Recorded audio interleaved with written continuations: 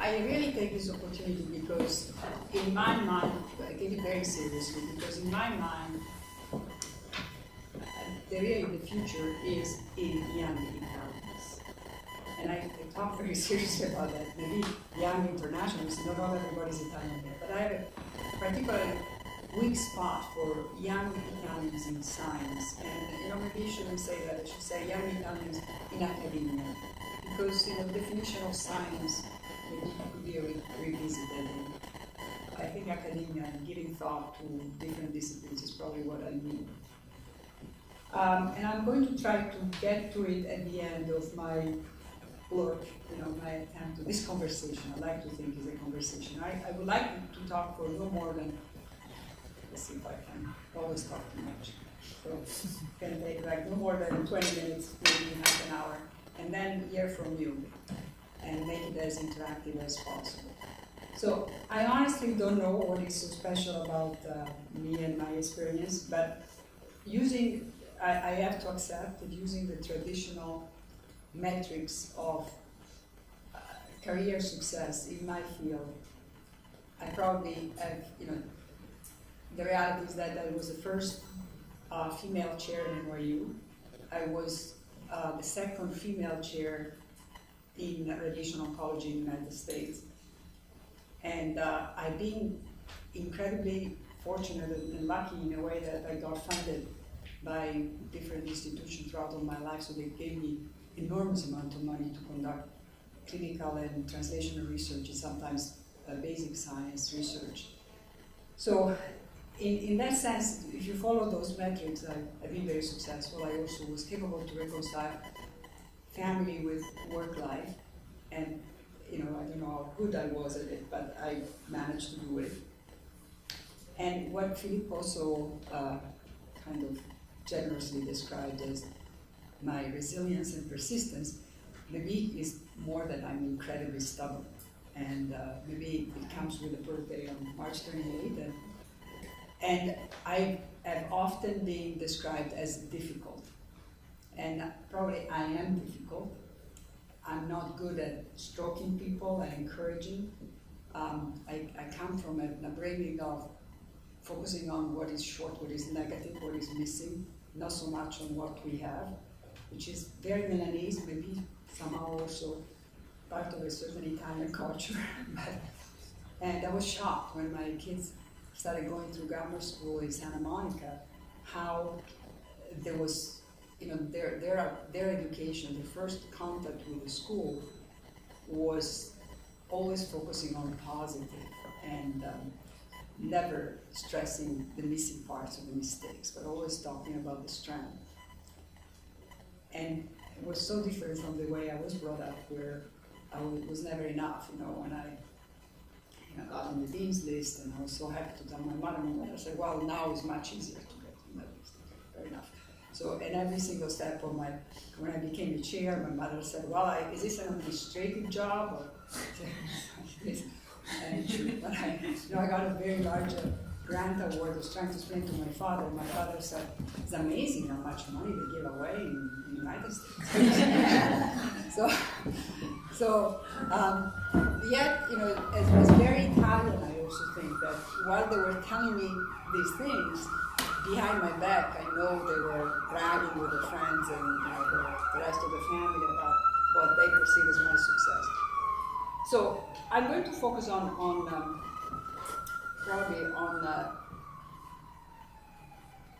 I would say, on three parts. The first one is what I think I did right. The second part is what I think I did wrong. And if I can share my mistakes, maybe is useful for everybody. And the third part is why I really think the future is within maybe foreigners, maybe I shouldn't just say Italian young people, but the people who choose to come to the United States to have a career. And I mean, it's kind of appropriate for being in a consulate to talk about that, since the consulate is kind of a venue for international exchanges. So what I think I did right, and it's not that I was so aware what I was doing, is that I was pretty hard on myself. So I really put a lot of internal pressure. I'm not even sure I should take credit for it. As I said, my upbringing brought me to do so. I did feel very deeply. It's not true that you have to. I mean, I'm sure it would have been much easier if I had a thicker skin. But every time I fell, it hurt. So it was not that I was insensitive every time I made a mistake or I got rebuffed. Or it was hard, and probably was harder in a country where sometimes you really don't understand the rules, and I didn't make myself clear, and I felt it was not understood. But I realized very early on in the game that I could not complain. That was not a culture of complaint, and it was not possible to. And in that sense, people helped me a lot. I had mentors that once said to me, "You cannot come with all the problems if you want a solution. You should come already proposing solutions and underplaying the problems." And that gave me a big lesson, because when you need something from somebody within your job, you want more space, or you want some help, you want support, it may not be that helpful to line up all the things they've done wrong to you, which is more in the Italian culture. You just list, I was supposed to do this and I didn't. But it's probably more helpful to say, this is what I have has been great. If I could have this, this is where I could go. And try, even if the person is blocking you, has been blocking you, try to underplay the part you're short, or you feel you were treated unjustly about. But focus on results. Stay very much matter of fact, and not talk about, it's not fair that you promoted X and then made fewer papers than me or whatever. Don't ever go into that. Always on positives. I kind of learned relatively early that, not that I'm that good at applying it, but I know that is the right way to move forward. And I think there is something very healthy in the American culture of looking at results. So it's great to focus on the person, it's great to be interested in the person, but at the end, even if the person is not very sympathetic or the person is not very charming, if the results are stunning, you get away with murder. The results is what really counts. In Italy, it's a little bit, at least the Italy I knew, because now I've been away for a long time, is a mix of your charisma and who you are as a person and your results. But often, your persona may carry you beyond your results. Here is not the case. The results speak. And I've been at meetings, and there is a scientist who's very famous, a Cold Spring Harbor scientist, who is our use investigator. It's practically impossible to follow when he speaks. It's very difficult to understand, but not only for people like me who not understand the science he's talking about, but it's very difficult for everybody. And he has a fantastic reputation because he has written and made big difference in science, even if he's not charismatic in his press. So I think in Italy we are much more on the person, and here is much more on the results. So I figured out that very early on I could be sympathetic or not, but the results were the most important. And so that I think I did relatively right. One other thing I think I did relatively right was to never focus on revenge. So even if it's very tempting when people cross you or try to undermine you, so to get back to them, move on. Just life is too good. Just yes, maybe if you have the opportunity to help or not, maybe you will choose not to help too much, but move on. Stay focused on the target. And even somebody you don't particularly like or you're not completely respecting, but is useful to get to the results are right, learn to live with it. And that is not always easy. I'm not a particularly good actor, but you have to deal with it. The things I'm doing wrong, there are many more. I'm not good at sending positive reinforcement. It was not used with me, and it's fascinating how difficult it is to change your own pattern once they are ingrained in who you are. So I'm certainly, when I look at my trainees, and while it's an incredible reason for pride for me, because since because I have to brag on this one for a minute, but since I took over the NYU and we have a residency program, each single person we graduated through the residency program stayed in academia. And I make the joke that, despite the role model and looking at how stressed out we are and how, kind of always running in all directions we are in academia, these people decided to remain in academia. So they decided pretty much to take a cut in salary because they could make much more money and accept the pressure of academic institutions. So I have spread out trainees all over the country now, whether it's Penn, Stanford, Harvard, MD Anderson, Yale, so they're all over the place. And it's kind of once a year we have our national meeting and I see these people who train. And it's just great. And they seem to hold jobs at this institution to sustain the stress and the tension. Why am I biased toward academia? Well, I'm biased toward academia, and in a minute I'll tell you what I've done wrong in that, because there's a bunch of things I've done wrong. I'm biased toward academia because in the field I've chosen, which is cancer, we're far from having a solution. So to me, I have personal respect for doctors who work in practice and just don't do research. But I really cannot understand how they cope. Because just to apply what some other people have developed and stay with the state of the art, when the state of the art is far from being satisfactory, seems to make no sense. So as a coping mechanism, if you have a very difficult problem to solve, one issue is to keep applying bad solutions, which is what's going on in most cancers. The other issue is to try new solutions, right? And academia gives you the opportunity to try new solutions. Now, having said that, it is pretty draining because it's not an easy problem. And when you think you have a grasp of the next step, it somehow eludes you. But it's certainly very hard, will be very, very hard for me not to do research, whether it's clinical, translational, basic research, as part of my mission, because it's a coping mechanism with the failure, what we see in the clinic, when we cannot help. And there are different levels of not being able to help. One is the disease comes back and takes the patient. The other one is not being there for the patient enough when the patient needs you, which is most of the time when there is no hope or is dying. So the second part is something a little bit I regret, and I don't know if it was a mistake, but I made a choice to become a radiation oncologist instead of medical oncologist that I trained the very beginning of my career. I was a medical oncologist, a hematologist, did a fellowship in hematology, and then I did radiation oncology after working in the lab for a year.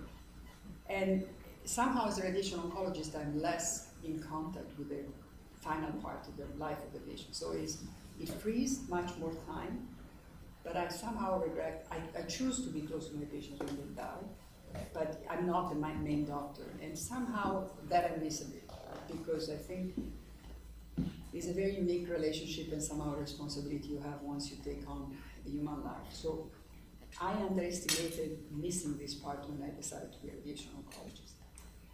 The second thing I believe I did wrong was I should have gotten a PhD. So I went to the lab and loved a year in the lab. It was great.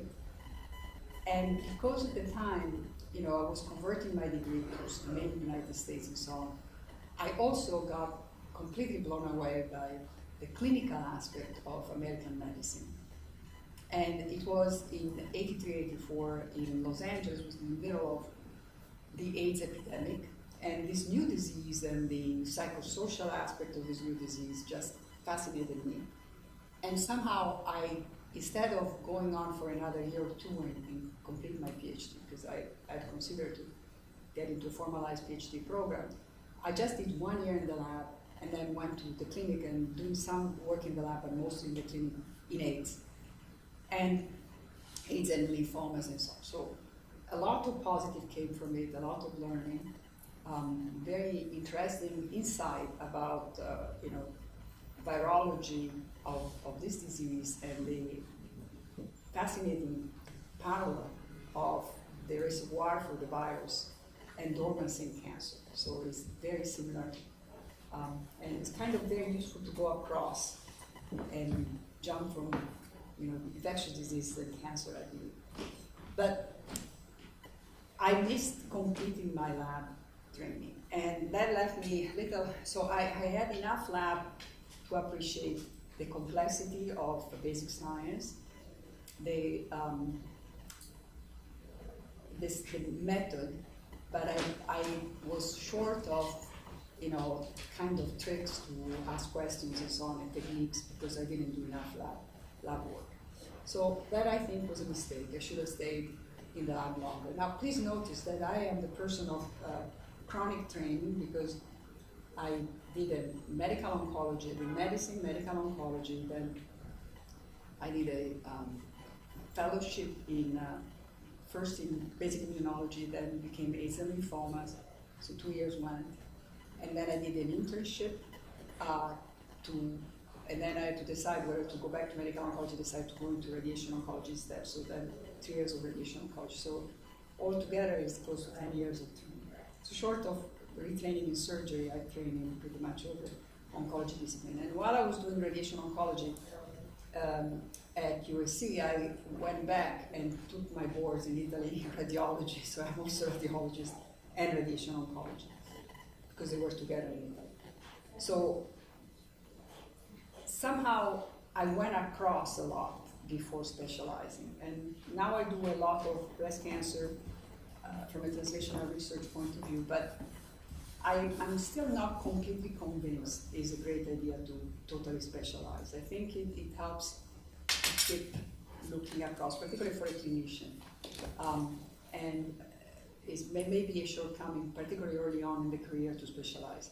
Unfortunately, the system is such that your success is really proportional to your specialization, particularly in the United States. So the incentives are to stay very, very focused. I'm not 100% sure is a good idea, and I'm happy to revisit it, or maybe question and answer later on.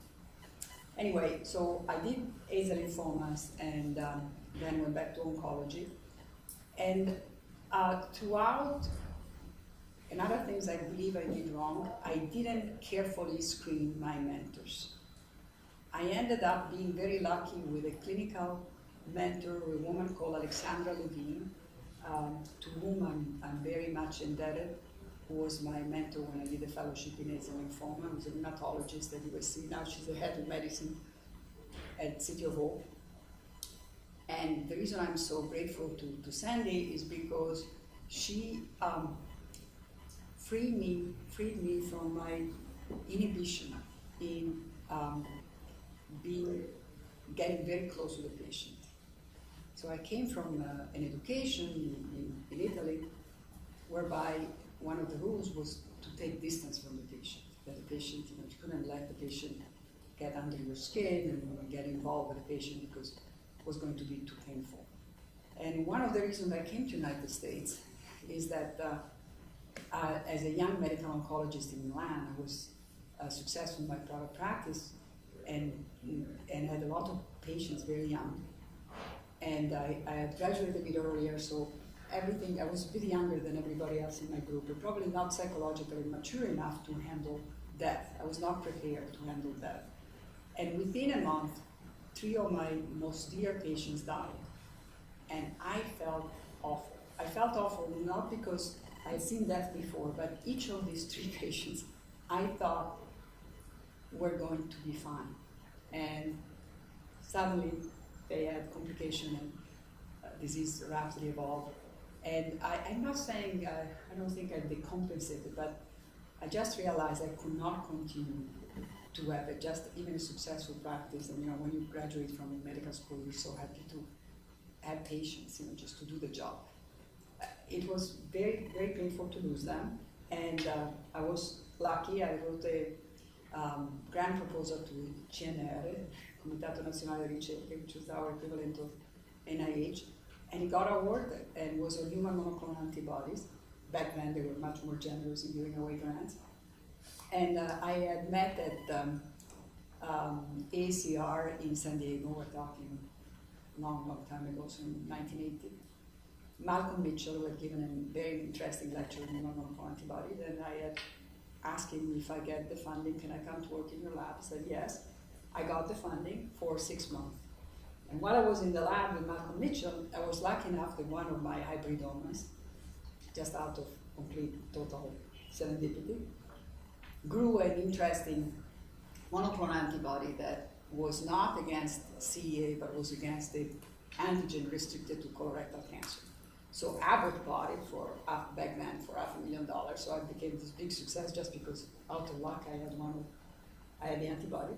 And the lab, they tried to keep me in the lab longer. And I stayed another 6 months, and then chose, as I said before, to go to the clinic instead of remaining in the lab.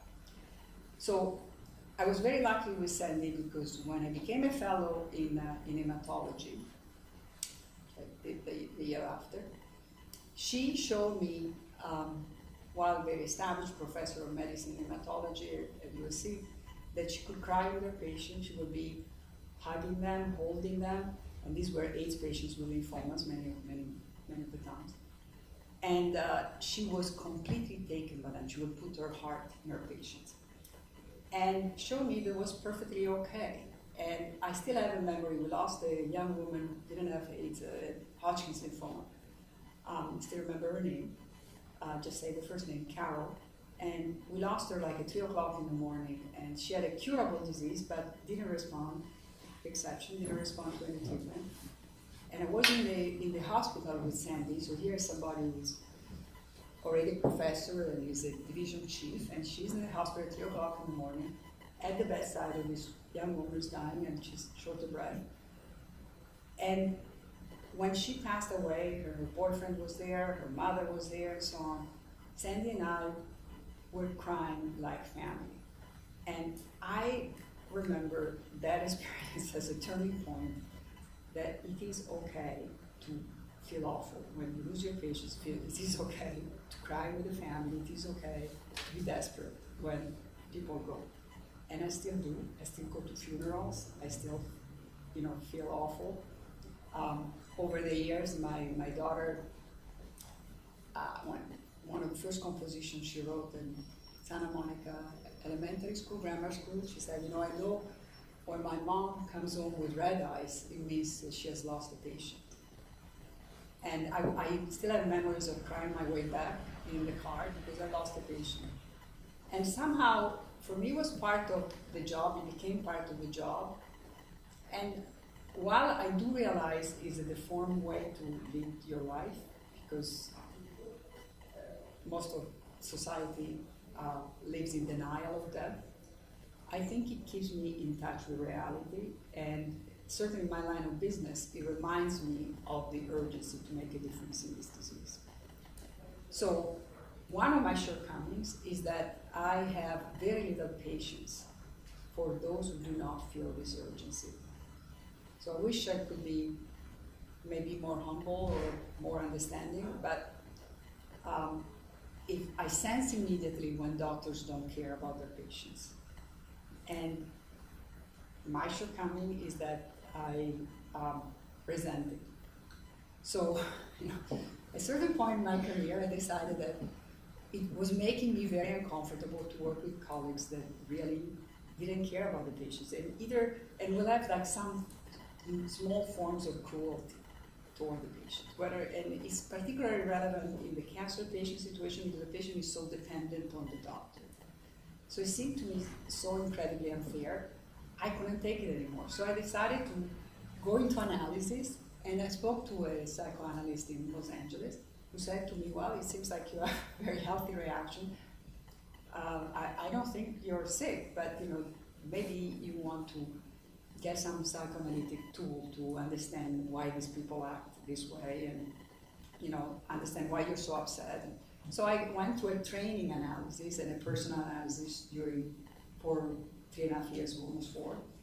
And I stopped short. I got my patient under supervision 2 out of 3, but I didn't completely graduate because I got pregnant with my 3rd kid, so it was like a little too much to have a day job, a psychoanalytic training with patients, and 3 small kids.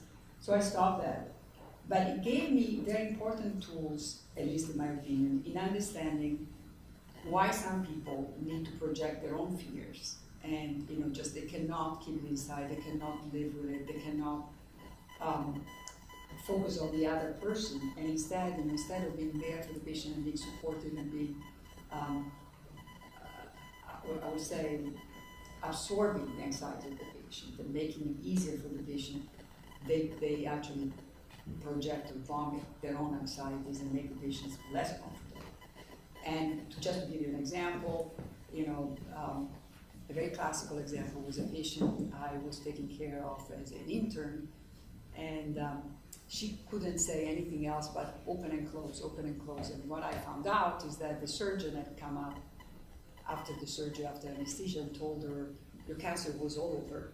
So the only thing I could do was open and close, and walked out on her. And this patient kept repeating, open and close, open, and I couldn't make sense.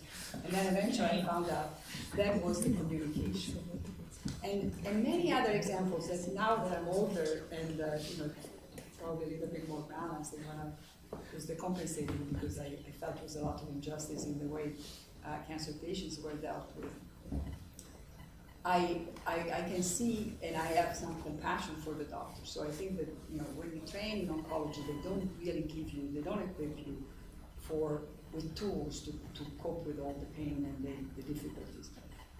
So I can understand why these mistakes are made, and I'm sure I make my own share of mistakes. I continue to make my own share of mistakes.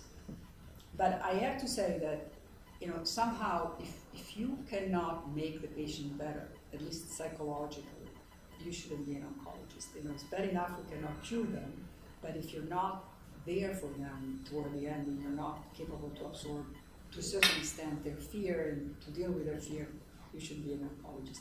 In fact, I have my own idea on how to change medical school, and I think it should be mandatory to assess the capacity for empathy of people. And if people don't have empathy, they shouldn't be clinicians. There are many other specialties in medicine that are novel and very good specialties. They can be pathologists, they can work in the lab, they can be radiologists, and many other things they can do. But empathy, unfortunately, is something you're born with. And you can learn to act empathetic. Unfortunately, there are a lot of studies showing that it doesn't really work because patients can feel and discriminate somebody who acts empathetic from somebody who's really empathetic. And if you don't have empathy, don't bother to take care of human beings, particularly don't bother to take care of human beings with serious and deadly diseases, because it's going to be misery for you, misery for them, and it's not worth it. There are many other fields you can be in and still have a great career. So I think we should be all tested for empathy before choosing a specialty. Another thing I think we should all be considering is that in the training, and even in America, in the training, there is no enough incentive for breaking the rules. There's a lot of incentives in learning the rules, which is still necessary, I completely agree, perfecting the rules and applying the rules, but there is no stimulus to challenge the rules.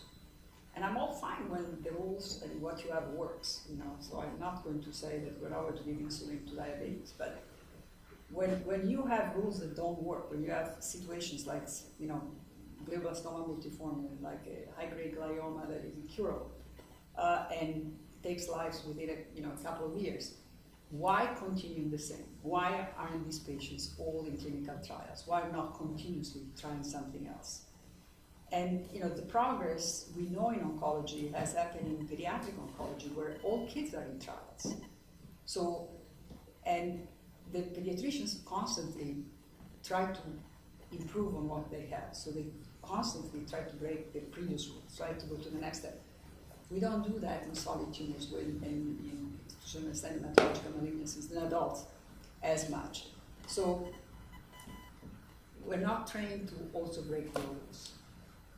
I would incentivize that enormously. So other things I've done wrong. In the process of, as I said before, I'm not good at giving positive reinforcement. I'm not that good at explaining myself, meaning telling people exactly what I expect from them, because somehow I always think they already know. And probably that is a mistake because you have to make very clear to people what you're expecting from them. So I'm not that good. I'm not that good at being humble. I'm not that good at, somehow when I think I have a solution, I'm very driven and I go very straight toward the solution. And probably I should constantly question much more that my solution is the right one and listen more carefully to other people. So, can go on forever about shortcomings. I think the perception of people around me as difficult is because I'm impatient. I'm really impatient about cancer.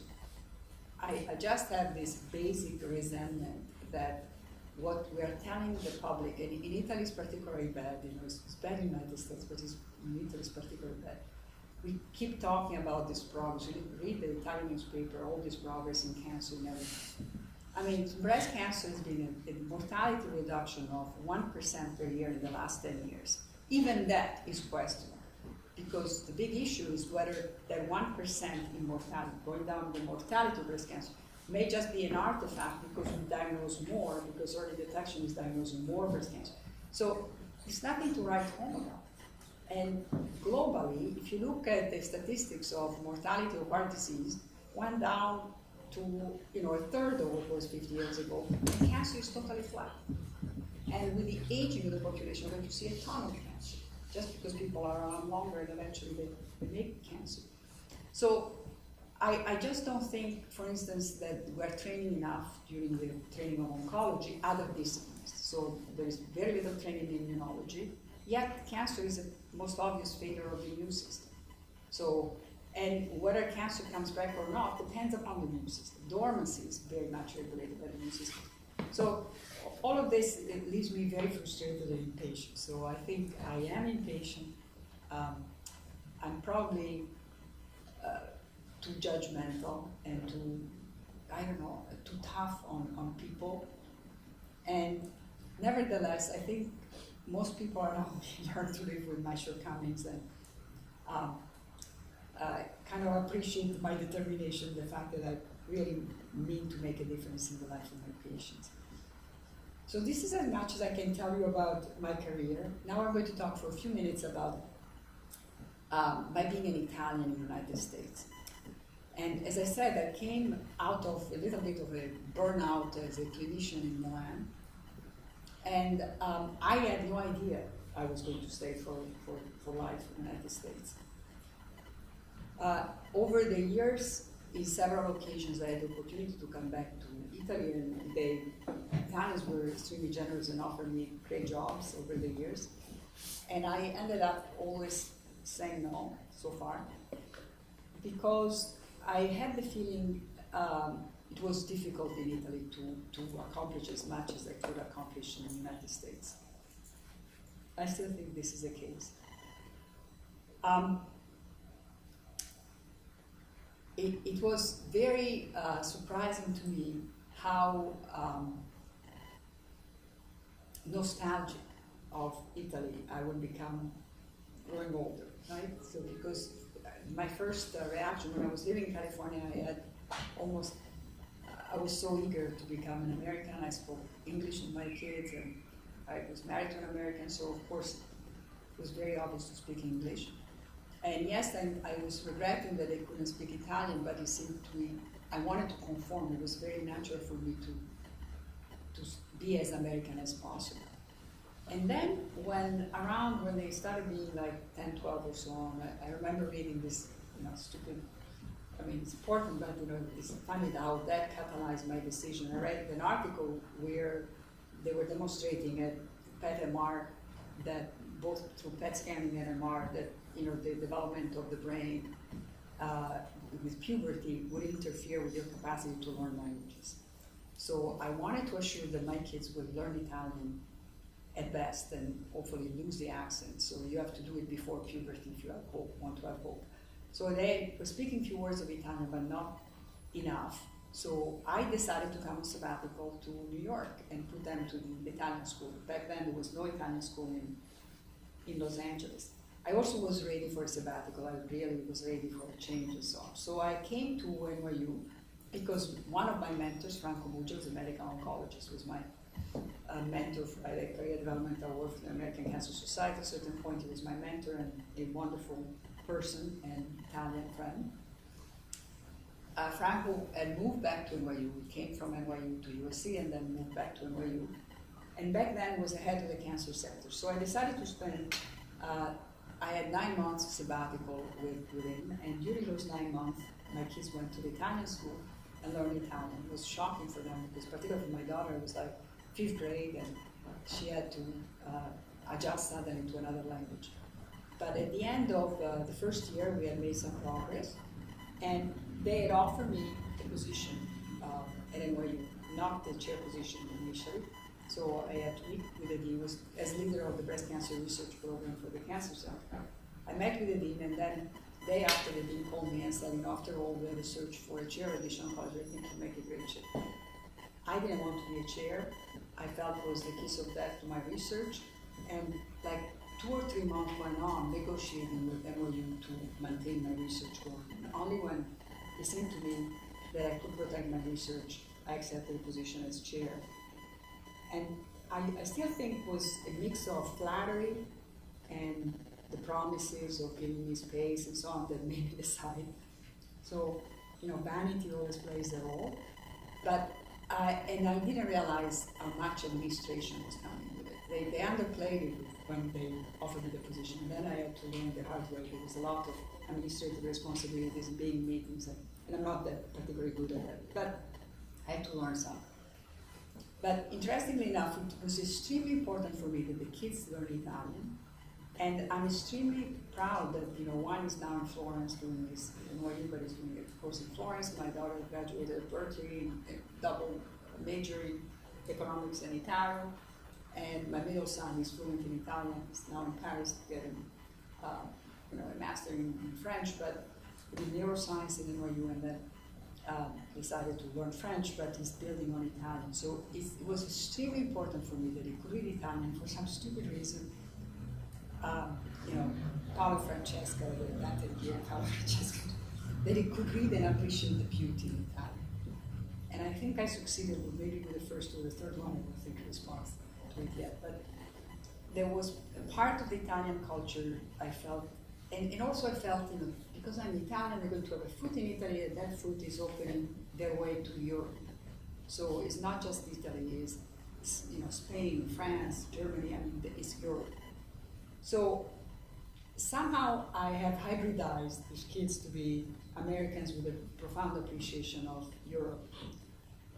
Why I think is so important is because, and I have to tell you, when, as I said last time I spoke in this room, when I'm in Italy, I defend the United States. When I'm in the United States, I defend Italy. Now I'm profoundly critical of both, but is really interesting. I think being, one thing I've learned by living in the United States is how proud Americans are to be American. And we forget our pride in being Italian. So it's almost a kind of a politically incorrect or boring things to be proud to be Italian. And with age, I learned that it's great to be Italian. I actually can see the positive and negatives more now that I lived in another country. For instance, I love the forgiving and flexible culture of Italy, but I also think it's a shortcoming to be so flexible and so forgiving, because then it gets kind of very, you don't ever know where to put boundaries, and then the rules get bent, the accountability is different. But globally, I think the best strength is to have both worlds and trying to reconcile both universes and trying to get the best from both universes. So I just want to conclude by focusing on why I think the future is in young foreigners that come to the United States, or young Italians. So coming from another culture gives you, and being not the first generation, but somebody's born somewhere else that comes here, gives me, first of all, you're naturally selected to survive the move, right? And otherwise, you wouldn't survive, right? So, and there are a lot of people that come and go back. Actually, Enzo Iannacci just passed, and I learned that he was here for many years. Your father, Filippo, was here for several years, and they go back. And it's nothing wrong in going back, and sometimes it's easier to go back because the system is more accommodating back home to bring you back and so on. So I think those who decide to stay bring enormous determination in succeeding with a new set of rules. And that is a natural selection. So you have to be, iconoclastic, you have to be courageous, you have to be hungry, you have to be driven. Otherwise, why bother? We all can fold in and go back and find somewhere a position. And going back is not that easy because you may even get penalized for having been in the United States and so on. So, but nevertheless, many people choose to go back. So I think the ones who remain, by selection, they're just different. I also think that the strength of this country is to somehow, even if you have to play by the rules, they accommodate diversity enough for you to leave a signature that is really originally of your background in your country.